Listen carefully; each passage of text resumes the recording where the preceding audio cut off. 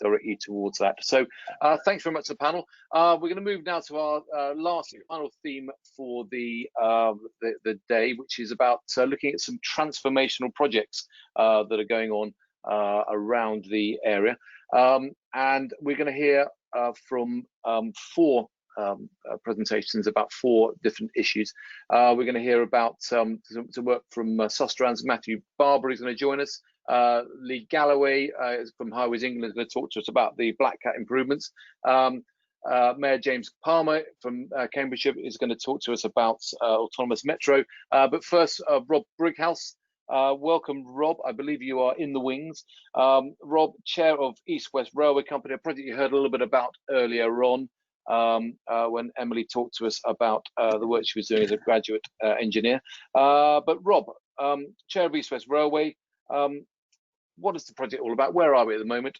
Rob, are you there? Yeah, I'm here. Can you hear me? On. I can't see you though. Switch your camera on. I can't see you. I can't. I'd like to see you, Rob. I'd like to see you. We'd all like to see you. Come on. Can you see me? Don't be shy. Don't be shy. There we are. I can see you now. Rob. Thank you. Rob, the floor is yours. I'm going to just give us 5 minutes or so, and then we're going to get some questions. I'm sure loads will flood in as you start to speak. So keep it tight, and we will get some questions. So where are we with East West Rail? Right. Are we on track? The floor is yours. Yeah, we are on track. And Anthony, can I just say two things? Firstly, thank you for inviting me to the conference.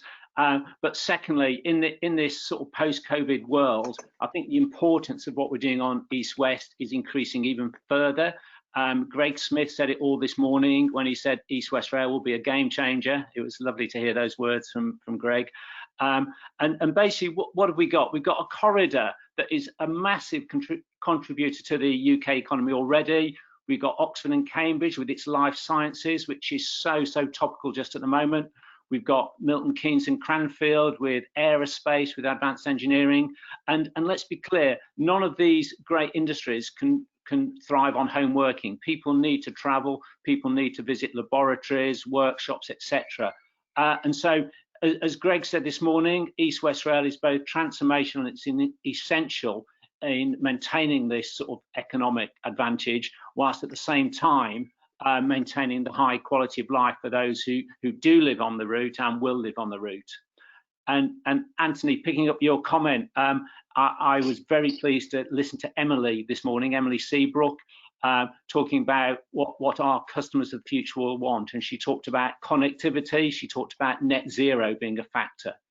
And I think in terms of progress, one of the key things about our approach at East West Rail to this project is that we're taking this in a logical order. So we're looking first at outcomes. What do our customers want? What do they want in terms of connectivity? What will they want in the future? And then and only then we're saying, right, what are the operational outputs that we must deliver? Primarily train services that deliver those outcomes. And then last but not least, we're then saying, right, what's the necessary infrastructure to ensure we deliver those outputs and that we deliver them safely, we deliver them cost effectively and reliably, and in an environmentally responsible manner. And that includes, of course, the focus on the first and last mile connectivity. So we're making good progress, and I believe what we're doing is very complementary to the work which James, Terence and Matthew will also outline shortly. I believe we will enable both regeneration and housing development to support the aspirations of those who do and will live on the route. So I think I met my time constraint, Anthony, but that's brilliant. No, well, so good. I'm going to get straight in there with a question which builds on what we heard earlier. But of course, the impact of the COVID economic downturn is that passenger numbers on the railways they're falling. Is there still a business case for this project? I think the business case is now even stronger. I would say that, wouldn't I? But basically, our economy needs a boost, and this project brings a number of things. Firstly, there's the work in constructing it, so there are hundreds of jobs created in the construction of the job. But more importantly, it's the point I made earlier that life science takes on a huge significance in our economy. The work that Cranfield is doing on aerospace, they're looking at environmentally friendly solutions. So I think the need for this particular rail project, and I'm not speaking generally, this particular rail project actually increases with COVID, with the effects of COVID, rather than being jeopardised in any way.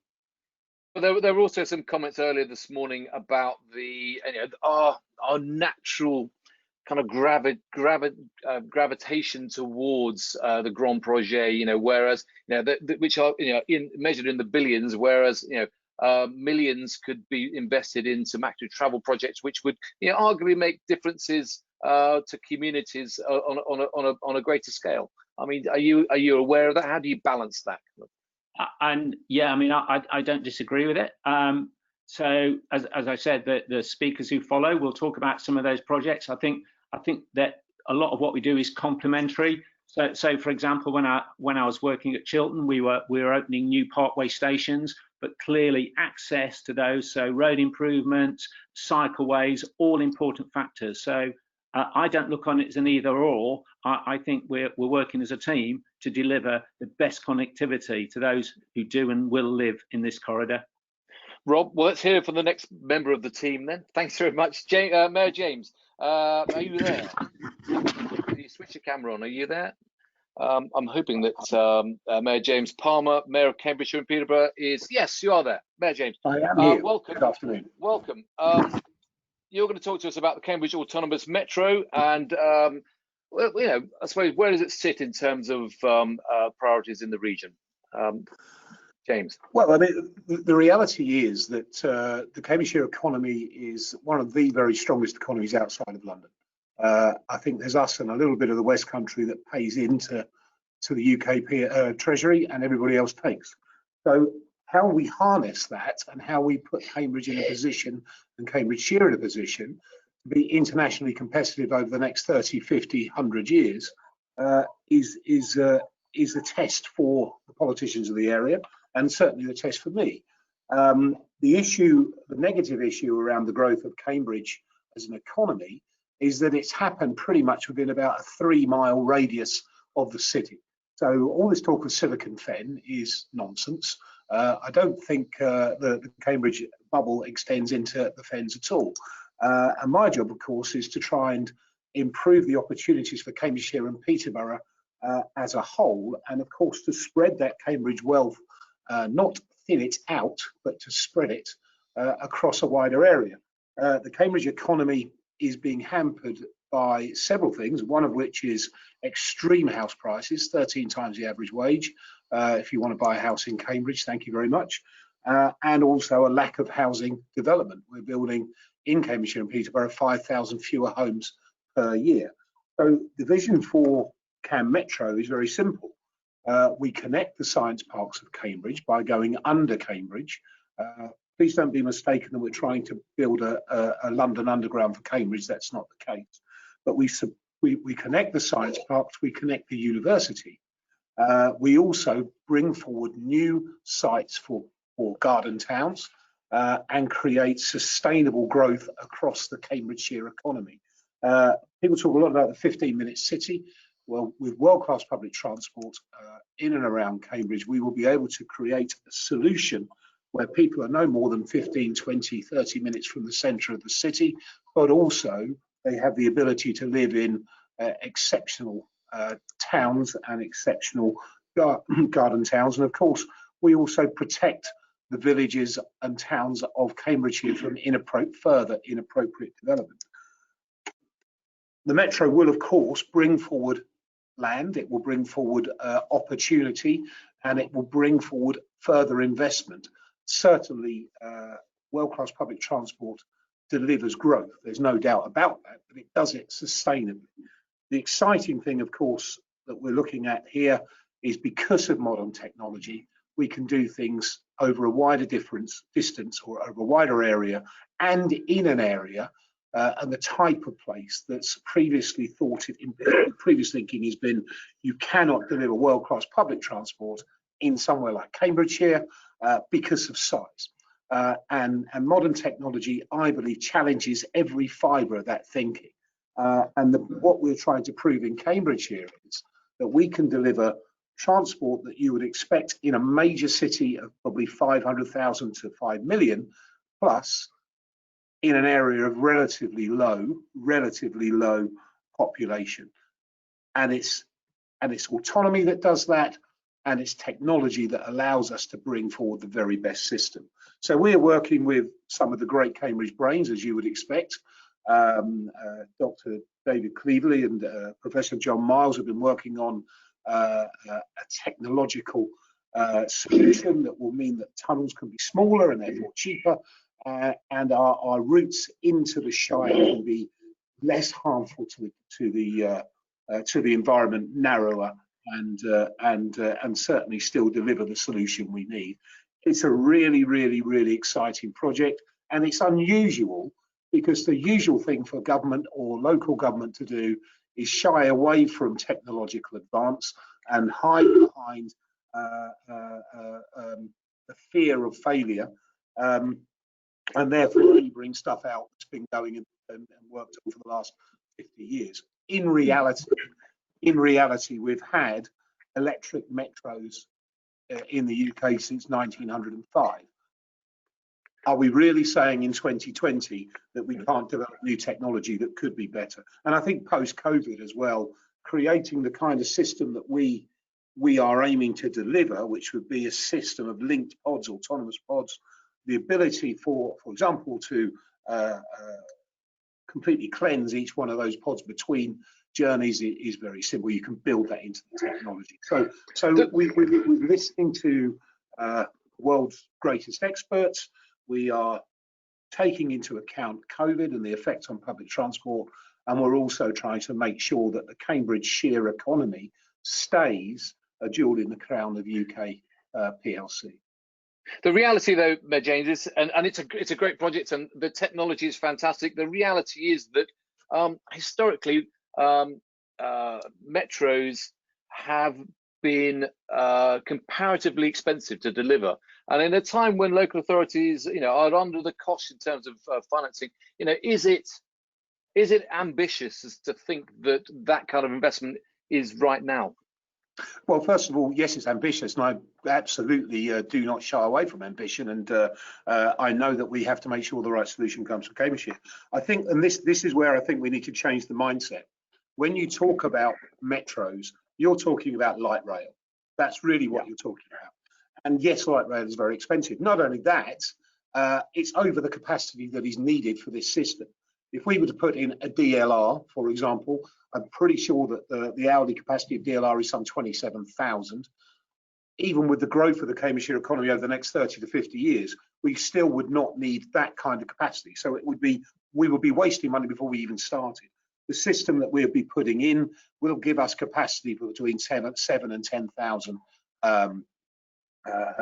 people per hour, but also because it is new technology, because it uses battery power, it doesn't need the segregation that a light rail system would need.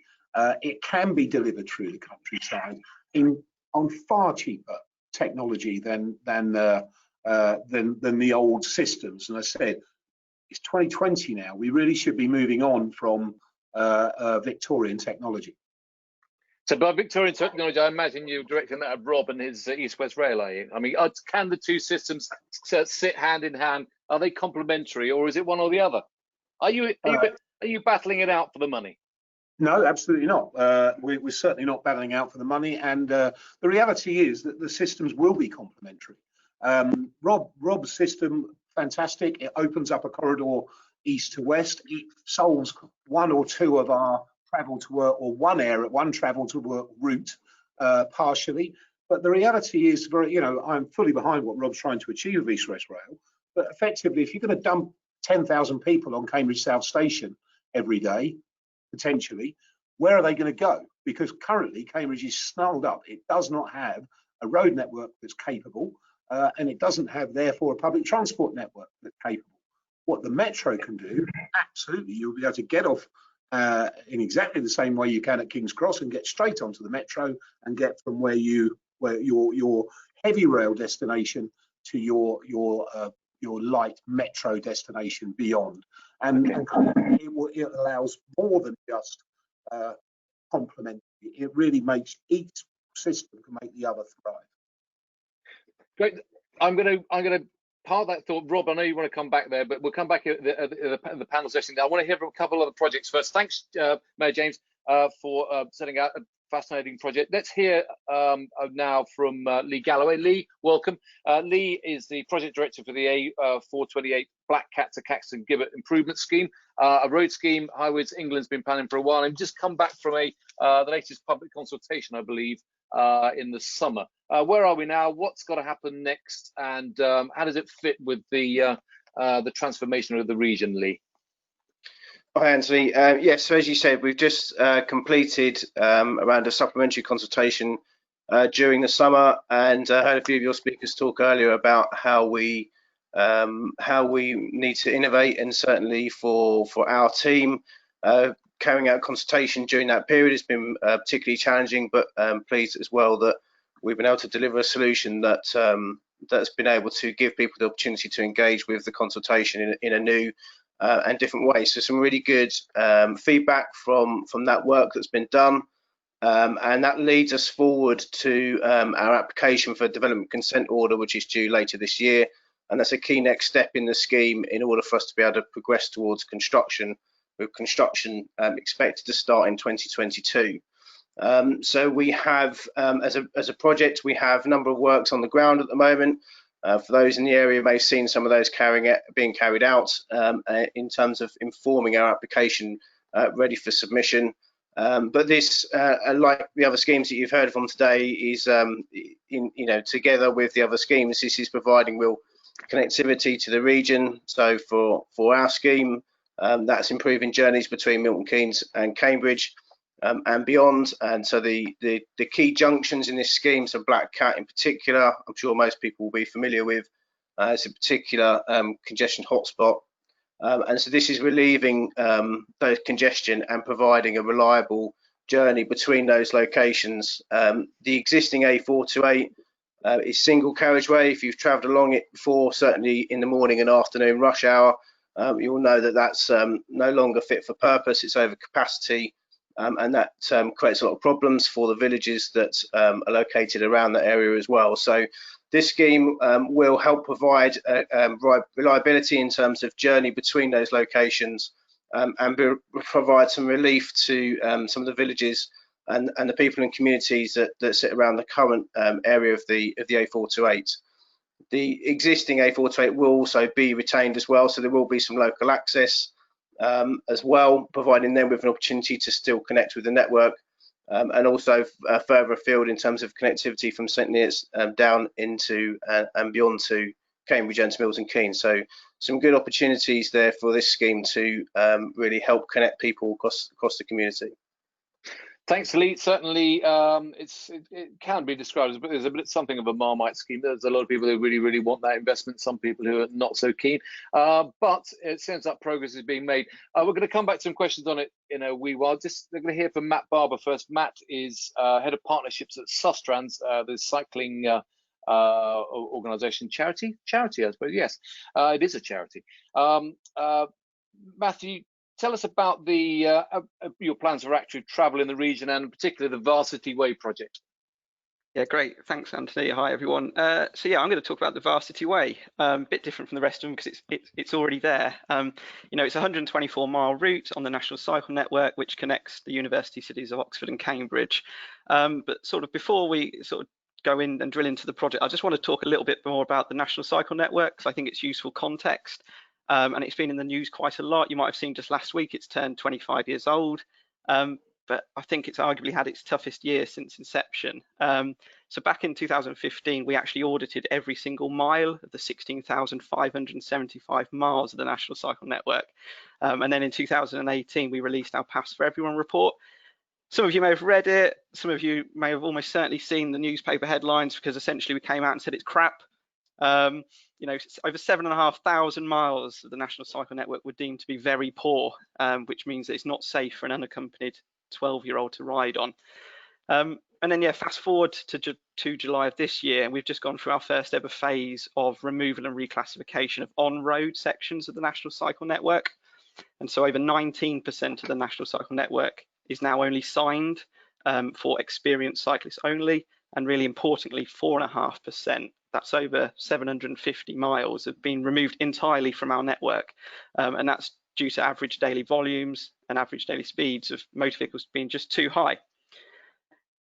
So yeah, I don't want to be too negative, but what does this mean for the Varsity Way and it being a transformative project for the Heartland region? So the first thing to say is that some online sections of the Varsity Way have been reclassified, and that means that it's only suitable for experienced cyclists, and that includes sections near Milton Keynes, St Neots, Huntingdon, Bedford. They all failed some of our safety thresholds. And it's important at this point to note that I'm only talking about on-road sections here. There are many off-road sections which are not good enough either, and it's a contrast because I would argue that actually the Varsity Way has one of the best sections of National Cycle Network in the country, which is the guided busway route coming in from St Ives into Cambridge. 4 meters wide, beautifully tarmacked, heavily used. It's a great example of the sort of infrastructure we need. But yeah, as many of you will appreciate and probably think is synonymous with the NTN, there's plenty of bits which are just essentially a farmer's track or a bit of a muddy field. And yeah, that's obviously not good enough. And when we talk about routes, we talk about they're only as good as the weakest point. And so yeah, there are sections of the Varsity Way that don't meet our vision for the National Cycle Network. Our vision is a network of high quality, traffic-free paths that connect our cities, our towns, our countryside, and they're used and loved by the communities they serve. But I think the main reason I've been asked to join this call is to actually think about what could the Varsity Way become. And so we were really pleased to see that in EEH's transport strategy, they've recognised that the Varsity Way could become this green spine that runs across the Heartland, and it could be a focal point for developing greenways that sort of spur off that network. So I think there's 2 points to consider here. The first one I think is the more obvious point, which is around how would the Varsity Way become this high quality tourism and recreational route. And I wanted to just share 2 examples with you there of similar length routes. So you'd have heard of probably Coast to Coast up in Northern England. That carries over 250,000 trips per annum. That stimulates a spend of over 10.5 million in the route corridor, and that supports 173 full-time equivalent posts. Or the Taff Trail in Wales, in Cardiff, that has over 400,000 trips per annum on that, stimulating a spend of 14 million on the route corridor and supporting 259 full-time equivalents. So they're two schemes. They've been around for a long time. They're internationally renowned. People come from all over the place to use them. They have a lot of promotion, marketing, media coverage. But I think for us at Sustrans, there are certainly elements of the Varsity Way of linking Oxford and Cambridge that could, there's some beautiful countryside in between. I think there's something there. I think there's something quite interesting there. And then just the last point, Anthony, I wanted to make is, and a number of your speakers have sort of touched on this earlier, including I think it was Sean, and about it being this massive opportunity, and we obviously couldn't agree more. So yeah, we're sort of this broader point around active travel and whether could the Varsity Way act as a bit of a catalyst. Active travel, it's never been more prominent than ever, arguably. The gear change report, the new local transport note, the emergency active travel fund. It's exciting times. I think we all know the benefits of active travel. We've all seen the evidence. We all know that there's a huge amount of untapped potential of people who want to cycle more from all walks of life, but they don't because they don't feel safe. So I think there's an opportunity for the Varsity Way. Local authorities across the Heartland are starting to develop their LC WIPs, which are their local cycling and walking infrastructure plans. This is what DFT are saying they need to have in place to access significant funding.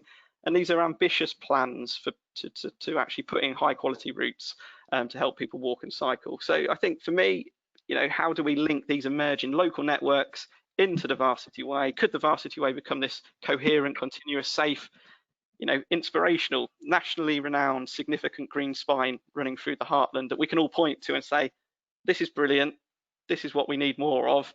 That's certainly where my thinking's at anyway. Okay, well, we'll come. I mean, just very quickly before I move on to questions, we've got here. I mean, there's a lot of money being ploughed into active travel at the moment. Is it being spent wisely, or are we just getting stuck into shovel-ready projects? It's a good question. I mean, there is, it's nice to see active travel and billions being mentioned in the same sentence, which has not always been the case. And some of you may have seen Grant Shapps in the Telegraph recently talking about some of the emergency active travel fund schemes that have gone in and are not quite, they're not quite as good as they could be.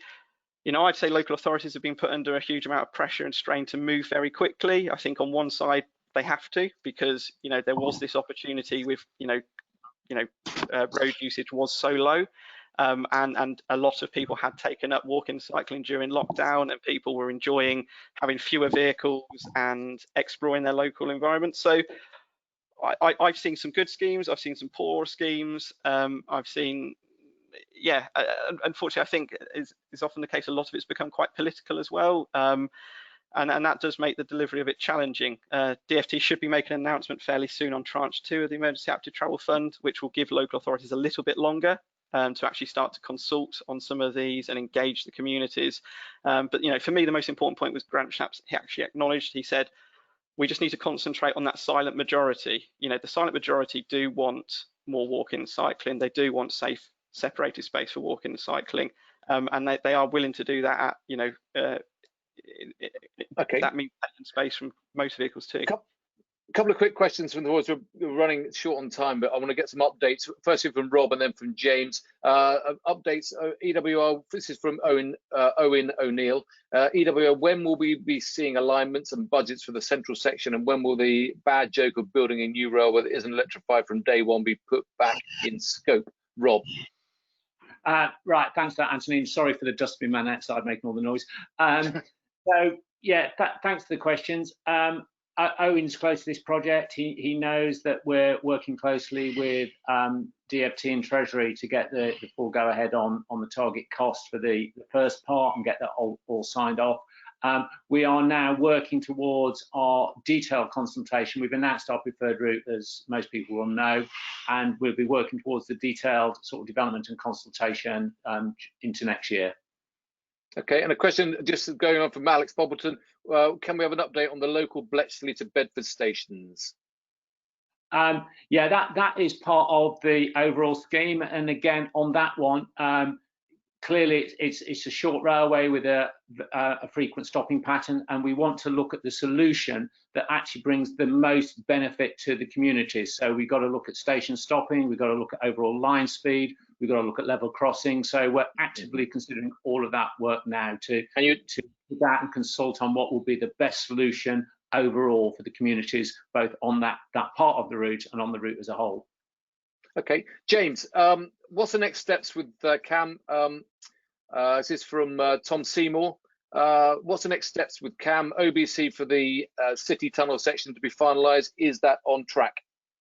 Yeah, so we're working on, we've expanded the OBC actually to include the one CAM, the whole system. What's very, very clear is that you can't build part of a system, you've got to build the whole thing. So that work is ongoing and we'll report back next year.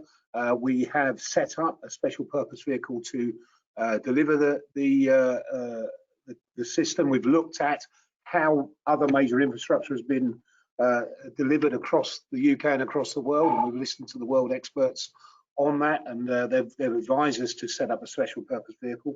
We are interviewing for the chairman very shortly, and of course once the chairman is in place, the team will begin to come together. We already have got Simon Wright on board, who was involved in the delivery of the transport solution for the London Olympics and in Crossrail as well. So we're looking to the world's experts to deliver this system. It's absolutely on track, and the business case, of course, will take us to the next stage. Okay. So another question from James and Rob. Cambridge South Station has been specified with insufficient capacity for your plans and will be inadequate as soon as they come into fruition. Are you trying to do something about this? I know you mentioned this, James. James and Rob. James. Well, Cambridge South Station doesn't exist at the moment, so it's definitely got insufficient capacity as we speak. Well, it's being specified with insufficient capacity. But the reality is twofold. It was very important to me that Cambridge South Station came ahead of East West Rail. It was initially specified to come in around 2028. We've brought that back to 2025 or so. That's the ambition. It has government funding from the last budget. And of course, we will be working alongside Network Rail and Rob to make sure that specifications for it are not just right for when it's open, but also that means that when Rob's system comes into it, that it's ready for that as well.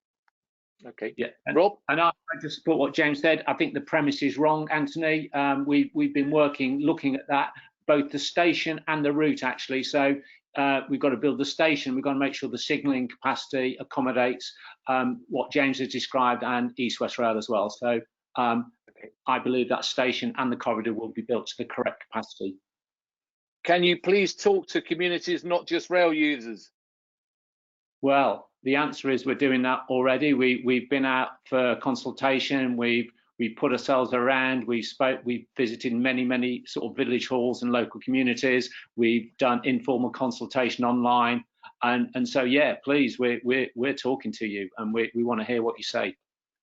Then Yvette Lamedley says you're clearly ignoring the contribution from Milton Keynes, James. Am I? I'm not sure I am, to be honest with you. Certainly, I know that there are plans ongoing in Milton Keynes. I'm happy to listen to them, but so far I haven't had any contact from anyone in Milton Keynes with regard to Cam Metro. So, Greg Smith wants to know where he can get more details, more links for your metro. Is there a website? Well, if he goes onto the Combined Authority website, you'll find the links there that he can get. So, question from Owen O'Neill again. While interventions, I'll go to Lee for this. While intervention at Black Cat Junction may be a pressing need to reduce congestion bottleneck, won't the 10 miles of dual carriageway on top just induce demand and put on hold incentivised modal shift towards East West Rail?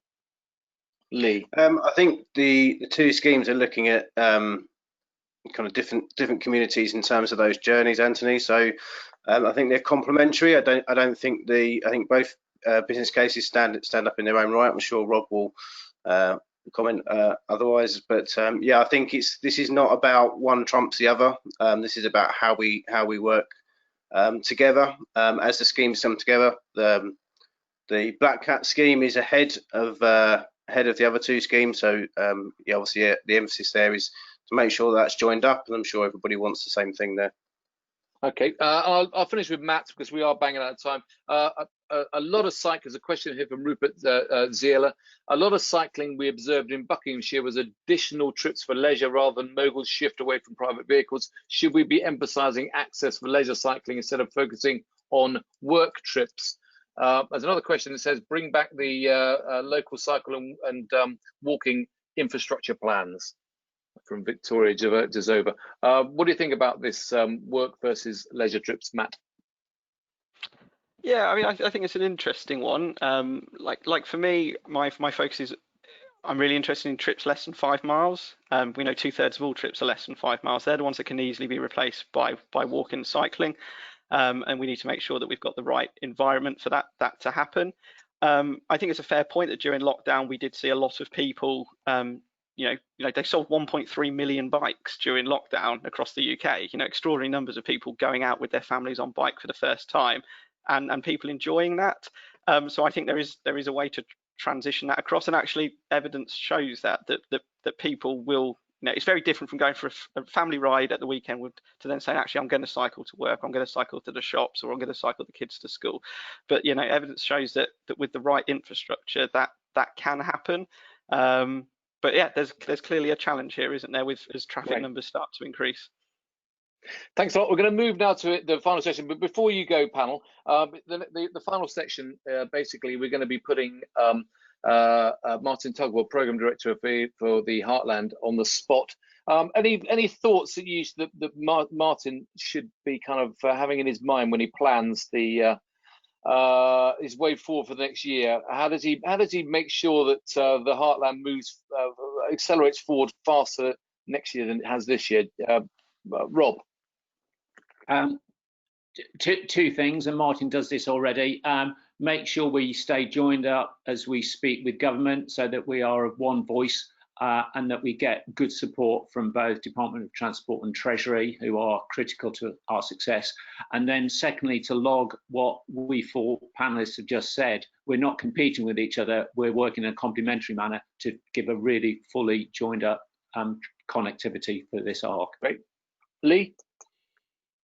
Yeah, I think similar to as Rob's described, really, this is the support from England's Economic Heartland is really important to us to keep these schemes on the agenda. So from support from that perspective, and as Rob described, really, it's working together to try and make the scheme something that we can deliver everything that we hope it can. Matt? Yeah, I mean, I'd say, you know, LC whips are the vehicle that DFT want to use to get more people walking and cycling. The local authorities in the Heartland are developing them.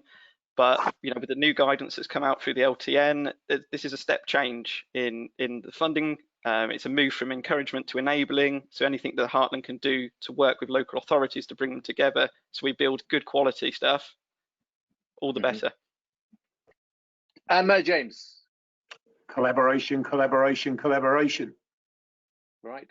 Well, thank you very much. On that note, thank you very much for my panel. Thanks, James, Lee, Rob, and Matt. Hope you enjoyed that panel session. Certainly some fantastic transformational projects there, and certainly will make a huge difference to the region when they are up and running fully. So, as I said earlier, we're going to end the